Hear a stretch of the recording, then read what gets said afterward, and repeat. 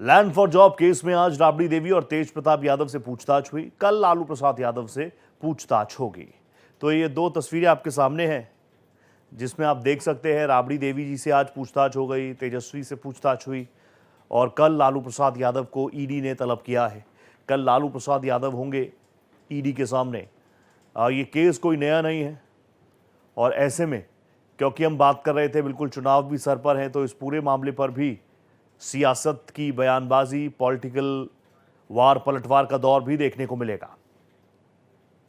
और इसी पूरे घटनाक्रम को लेकर मेरे सहयोगी आशुतोष कुमार की एक्सक्लूसिव रिपोर्ट देखिए। ईडी की पूछताछ की कार्रवाई भी आज की पूरी हो गई है। आप तस्वीरों में साफ तौर पे देख सकते हैं पूर्व मुख्यमंत्री राबड़ी देवी निकल रही हैं और जो समर्थकों का हुजूम है गेट पे मौजूद है। ये पटना के ईडी दफ्तर का नज़ारा है। करीब 4 घंटे तक पूछताछ के बाद पूर्व मुख्यमंत्री राबड़ी देवी गेट से बाहर निकल रही हैं और उनके समर्थक जो हैं वो चारों तरफ से घेरे हुए हैं।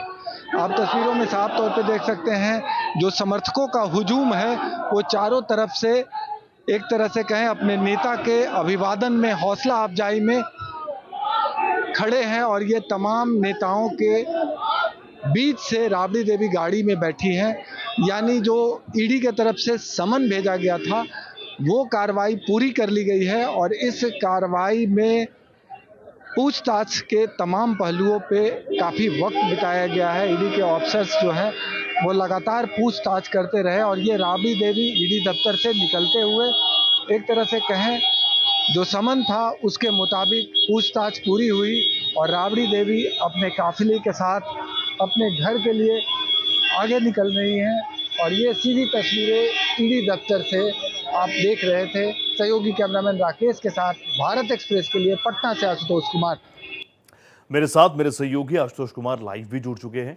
आशुतोष जी, आपकी रिपोर्ट हमने देखी। आपके आसपास बड़ी संख्या में मीडिया कर्मी तो होंगे ही, लेकिन तमाम आरजेडी के समर्थक भी आपके आसपास मौजूद रहे। ऑब्वियसली बिहार में कुछ बात हो, पटना में कुछ बात हो, उसको सियासत से जोड़कर ना देखा जाए तो बेईमानी सा होगा। लेकिन शुरुआत में चाहूंगा कि ईडी की 4 घंटों की पूछताछ में अंदर क्या कुछ रहा, क्या आपके सोर्सेस बता रहे हैं, क्या कुछ सवाल जवाब रहे, अंदर से क्या खबरें छन कर आई आप तक? बेशक रोहित, सबसे पहले हम नजारा दिखाना चाहेंगे। ये जी। पटना के ईडी दफ्तर का नजारा है जहां अभी भी तेज प्रताप यादव से पूछताछ चल रही है। करीब 4 घंटे तक राबड़ी देवी से पूछताछ हुई है और पूछताछ के बाद ईडी दफ्तर से वो अपने घर के लिए निकल गई हैं। हालांकि राबड़ी देवी के करीब 1.5 घंटे बाद तेज प्रताप आए थे।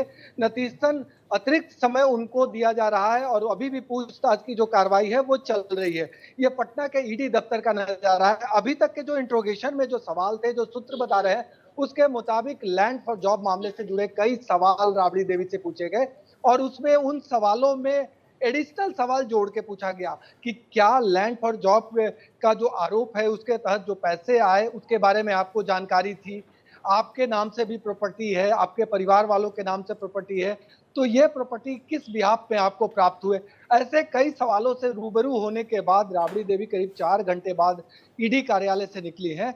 हालांकि आरजेडी के नेताओं का साफ तौर पे आरोप है कि चुनाव के मद्देनजर एक तरह से कहें राजनीतिक विद्वेष की वजह से केंद्र की सरकार के दबाव में ईडी हरकत कर रही है और उसी का परिणाम है कि इस बार तेज प्रताप यादव का भी नाम जोड़ा गया और उन्हें भी बुलाया गया है। जी, ये बहुत ऑब्वियस सी चीजें हैं, ऑब्वियसली क्योंकि चुनाव भी कुछ ही वक्त बाद है तो उससे जोड़कर देखा जाएगा ही जाएगा। लेकिन मैं आपसे समझना चाहूंगा, ये केस कोई आजकल का तो है नहीं, सालों से इस तरह की कार्रवाइयां हमने देखी है। बीच में मुझे ये भी याद आता है कि एनसीआर में, गुड़गांव में कोई मॉल बन रहा है, तेजस्वी यादव का मॉल है, लैंड फॉर जॉब स्कैम में जमीन मिली, बहुत सारी चीजें रही। मैं चाहूंगा कोई ठोस चीज अभी तक आई, क्योंकि आप इस केस को बहुत लंबे वक्त से फॉलो कर रहे हैं। मुझे इसके 2 एस्पेक्ट बताइएगा। एक, इन्वेस्टिगेटिव एजेंसी के हाथ अब तक कौन कौन सी ठोस चीजें लगी, इससे जुड़ा कुछ अपडेट। और दूसरा, जब इसी मुद्दे को लेकर आप ग्राउंड पर जनता के बीच जाते हैं तो वाकई उनके मन में ये चीजें जाती हैं कि भैया उस वक्त ये सारी चीजें थी, इन्हीं चीजों से बचना है, क्योंकि एनडीए यही नैरेटिव ग्राउंड पर ले जाना चाहता है। देखिए, जहां तक इन्वेस्टिगेशन की बात करें तो इकोनॉमिक ऑफेंस की जांच करने वाली जितनी भी एजेंसियां हैं वो सबसे पहले प्रमाण इकट्ठा करती है और उसके बाद अनुसंधान को आगे बढ़ाती है। इंट्रोगेशन के अलावा जो फैक्चुअल चीजें हैं उसके आधार पे चार्जशीट तय करती है और आगे की कार्रवाई करती है। जहां तक इंट्रोगेशन की बात करें तो इंट्रोगेशन से पहले खास करके ईडी जैसी संस्था ये तय कर लेती है कि जो आरोप लगे हैं उसके विरुद्ध प्रमाण क्या है।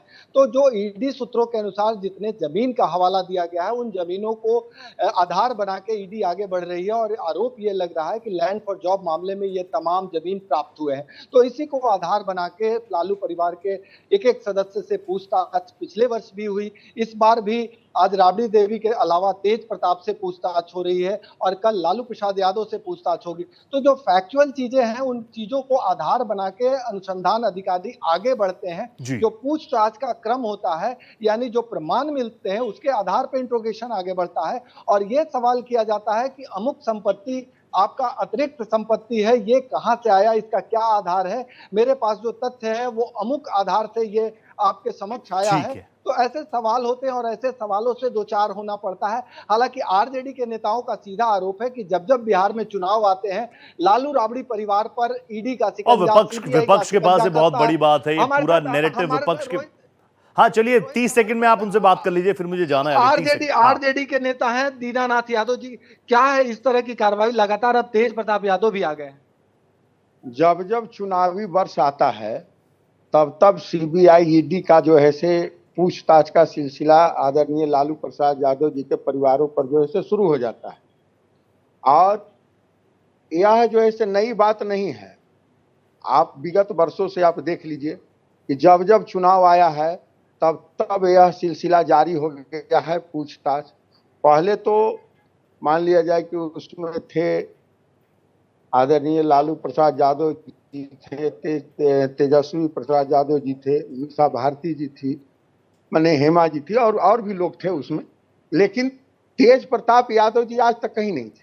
लेकिन इस बार उनको भी जो है से लपेट करके लाया गया। तो ऑब्वियसली आरजेडी की तरफ से चीजें कही जा ही रही हैं कि ईडी का दुरुपयोग कर रहे हैं क्योंकि चुनाव सामने है। Thank you so much Ashutosh ji, बाद में भी आऊंगा, आगे भी जुड़ूंगा आपके साथ। फिलहाल बहुत धन्यवाद आपका।